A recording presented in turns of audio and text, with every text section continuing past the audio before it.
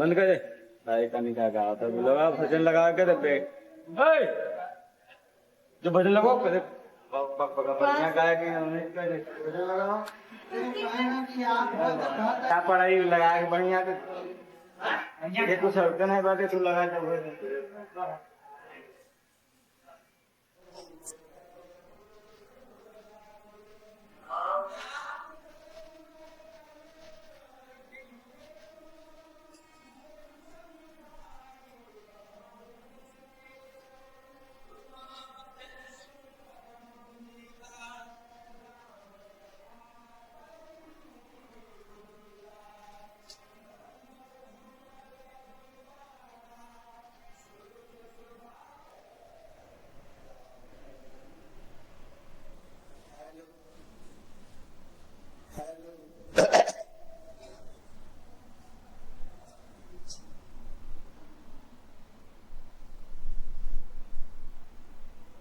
शरणं मम ॐ श्रीराम शरणं मम श्रीगुरो परं रूपं विवेकच सुषुम्रतं मन्दभाग्या न पश्यन्ति अन्धः सूर्योदयं यथा गुरुर्ब्रह्मा गुरुर्विष्णु गुरुर्देव महेश्वर गुरुः साक्षात् परं ब्रह्म तस्मै श्री गुरुवे नमः।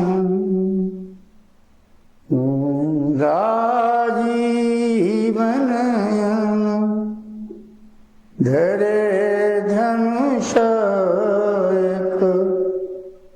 भगत विपत्ति भंजन सुखदाय हे जनक सुता जग जननी जानकी अतिशय प्रिय करुणा निधान की ताते जुग पद कमल मनाओ सुकृपा निरमलमतिप महावीर बिनबो हनुमान राम जासु जसया पुबखान प्रणव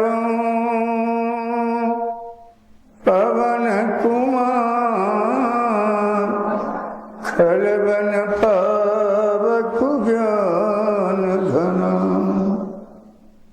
जसु हृदय सुअगर बसहु राम सरच उधर सिया राम मैं सब जग जानी करहूँ प्रणाम जोरी जुग पानी। बोलिए गुरुदेव भगवान की, राजा रामचंद्र भगवान की।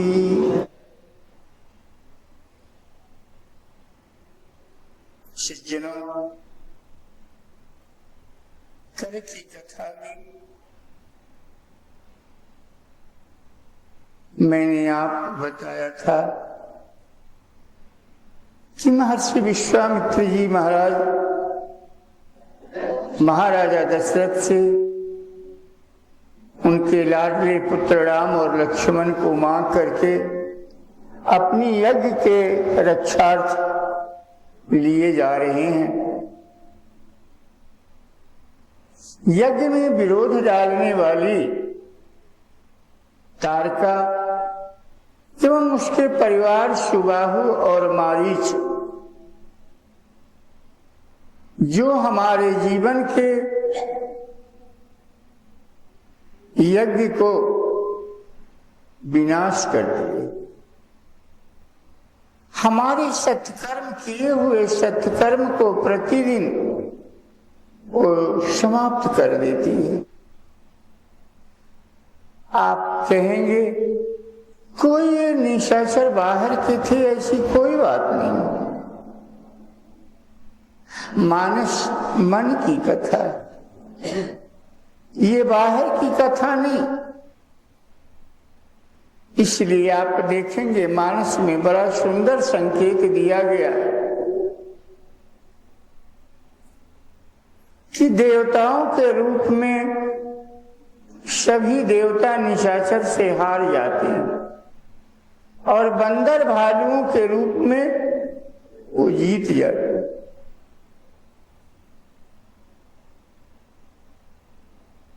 रामचरितमानस में देखेंगे आप कि राम ने सूर्य पुत्र सुग्रीव की रक्षा करते हैं और इंद्र पुत्र बाली का वध करते हैं। और महाभारत में आप देखेंगे ठीक उसकी उल्टी बात आती है कि सूर्य पुत्र कर्ण का भगवान कृष्ण विनाश करा देते हैं और इंद्र पुत्र अर्जुन की रक्षा करते। विश्वामित्र महाराज के साथ राम और लक्ष्मण जा रहे हैं। रास्ते में तारका मिलती है। वास्तव में यहीं से साधना क्रम शुरू होता है। महर्षि विश्वामित्र राम को पहली आदेश देते हैं, राम तारका को मारो। इस यज्ञ के विरोधी बनकर के इस यज्ञ को मिटाने वाली सबसे बड़ी जो निश्चरी है वो हमारे अंतराल के ये तारका है। ये तारका क्या है?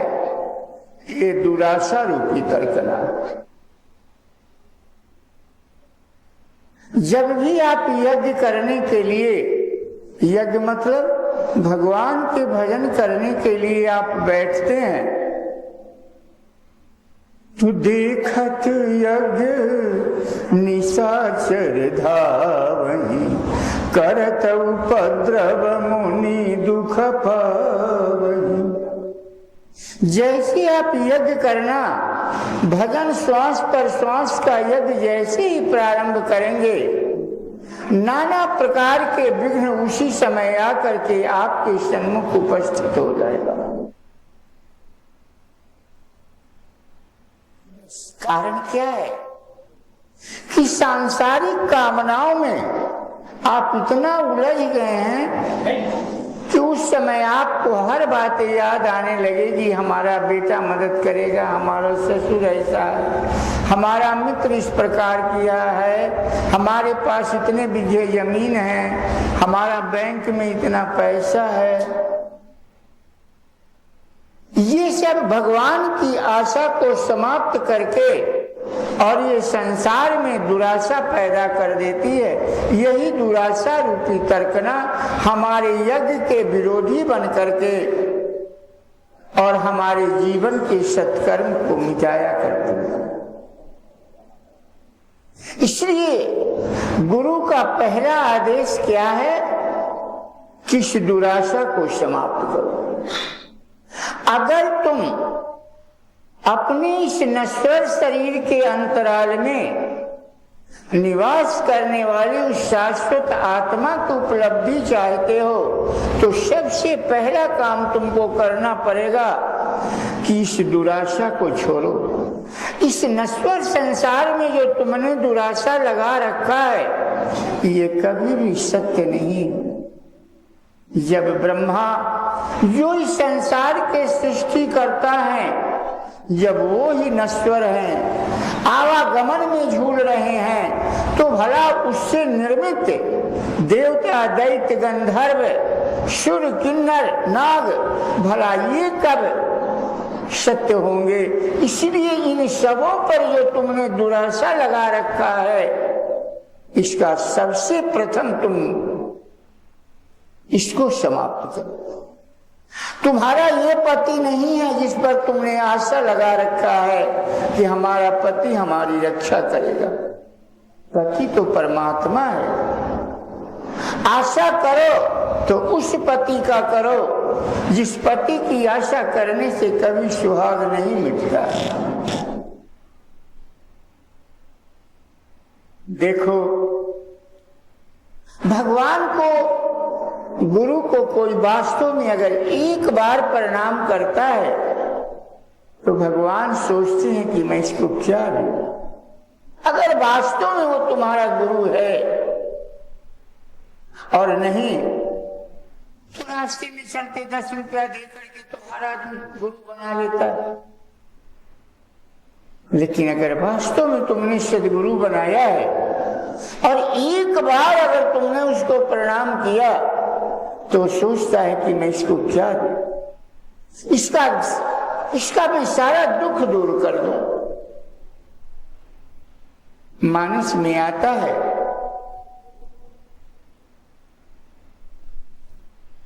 मात्र एक बार केवट ने भगवान को प्रणाम किया।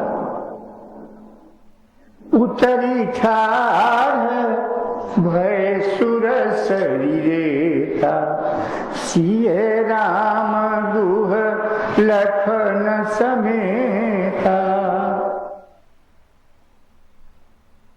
केवट उतरी दंडवत कीन्हा, प्रभु सकुच यही नहीं कछु दीना। मात्र केवट ने एक बार प्रभु को प्रणाम किया तो भगवान संकोच में पड़ गए। मैंने इसको कुछ दिया नहीं। इस संकोच को राम की रानी सीता समझ लेती है और अपनी उंगली में जो मुद्रिका पहन रखी थी सीता जी ने उतार करके तुरंत राम की हथेली पर रख दिया। राम ने कहा, केवट कहु कृपालु अरे लेहु उतराई। देखो तो आज कितना सुंदर संयोग है। देने वाला कहता है कि मैंने कुछ नहीं दिया, दे तो रहा है, केवल एक नदी के उतराई उस समय के जमाना में शायद एक कौड़ी भी बहुत रही होगी। दे रहे हैं भगवान क्या, सोने की मुद्रिका जिसमें हीरे का नग लगा हुआ है, जिसमें जवाहरात का काम किया हुआ है। लेकिन देने वाला कहता है कि तुमने मेरे को पार उतारा, इसके एवज में मैंने तुम्हें कुछ नहीं दिया। कितना सुंदर संयोग। गुरु कैसा हो, भगवान कैसा है, गुरु और भगवान में कोई अंतर नहीं। क्योंकि भगवान को अगर तुम देखे ही होते तो संत के पास क्यों जाते? हम मनुष्य हैं, हमारे प्यार करने का माध्यम कोई मनुष्य होना चाहिए। और भगवान मनुष्य के रूप में अपने जानने का विधि बताने के लिए गुरु के रूप में अवतरित होता है।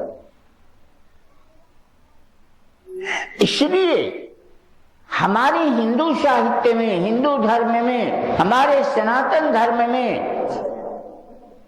गुरु को ही भगवान माना जाता है। आज देखो कितना सुंदर संयोग है। भगवान सोचते हैं कि मैंने इसको कुछ नहीं दिया, और जिसको दिया जा रहा है वो क्या कहता है, आज नाथ मैं काहे न पावा, मिटहि दोष दुखदारी ददावा। हे प्रभु, वास्तव में मनुष्य आने और जाने की जो घेरा में लगा हुआ है, कारण क्या है?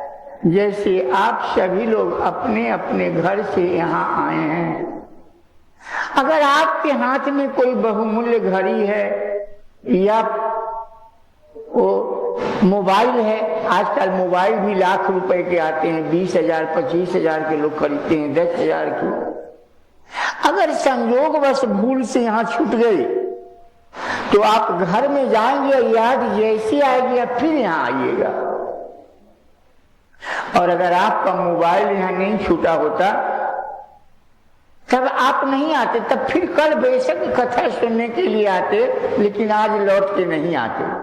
तो इसी तरह से मनुष्य अनंत कामनाओं को छोड़ करके यहाँ से जाता है, इसलिए वह लौट करके आता है। भजन ना करो, लेकिन अगर तुम सारी कामनाओं को समाप्त कर लो तो तुम्हें लौट के आना नहीं पड़ेगा। इन्हीं कामनाओं को विनिष्टीकरण के लिए तो ही तो भजन किया जाता है। इसलिए हे प्रभु, इस सोने की अंगूठी लेकर के मैं क्या करूं? आपके दर्शन मात्र से आज ये दुराशा रूपी तर्कना हमारे हृदय से समाप्त हो गए। मैंने जो ये आशा लगा रखा था कि मेरा बेटा मेरे को सुख देगा, स्त्री सुख देगी, परिवार सुख देगा, ये झूठी आशा को मैंने आज त्याग दिया। यही तो दुराशा था, और ये दुराशा वास्तव में आपके दर्शन से ही समाप्त हो सकते हैं। भजन के माध्यम से, सूरत के माध्यम से जिस समय इष्ट का स्वरूप हृदय में पकड़ में आ जाता है, उसी समय ये दुराशा जीव के हृदय से समाप्त होता है। दूसरा कोई उपाय नहीं। और हे प्रभु, ये बार बार जो हमको दुख दे रहा है, ये क्या दुख दे रहा है? हमारा स्वभाव। चाहे आप कलेक्टर हो जाओ, आप बहुत बड़े से बड़े अधिकारी हो जाओ, कॉलेज का प्रिंसिपल हो जाओ, लेकिन अगर आपका ये स्वभाव पड़ गया है, आपको शंका है कि हमारी स्त्री किसी दूसरे से बात करती है, तो लाख कोई समझाए, आपके हृदय में ये बात बैठी ही रहेगी कि वो दूसरे से बात करती है। आपको कोई दूसरा दुख नहीं देता, न तो आपका भाई दुख देता है, न परिवार देता है, न समाज दे रहा है। आपको दुख आपका स्वभाव दे रहा है। ये स्वभाव रूपी सुबाहु नारी निशाचर जो आपके जीवन के सत्कर्म को प्रतिदिन मिटाया करता है, ये स्वभाव रूपी सुबाहु आपके दर्शन मात्र से मेरा समाप्त हो गया। मेरा स्वभाव में परिवर्तन हो गया प्रभु। मेरे